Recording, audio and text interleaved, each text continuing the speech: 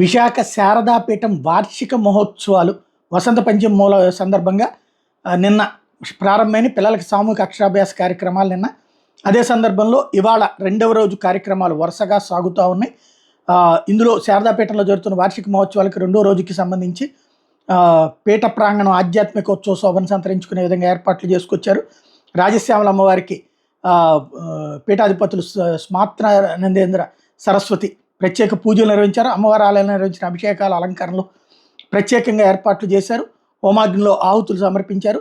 రాజశ్యామల హోమాల ద్వారా గ్రహానుకూలత, మానసిక శాంతి, వ్యాపార అభివృద్ధి, ధనప్రాప్తి, శత్రునాశనం, సకల కార్యసిద్ధి లభిస్తాయంటూ ఈ సందర్భంగా భక్తులను ఉద్దేశించి ప్రసంగించుకొచ్చారు. మెయిన్ అంటే ఎందుకు ప్రత్యేకించి ఈ వార్త చెప్పాల్సి వస్తుందంటే ఆ సంస్థ కార్యకలాపాలు ఆగిపోయినాయి అన్నటువంటి ప్రచారం జరుగుతున్నటువంటి వేళ కార్యక్రమాలు అక్కడ కంటిన్యూ చేసుకొస్తున్నారు అన్నటువంటి చెప్పే ఉద్దేశం అన్నమాట.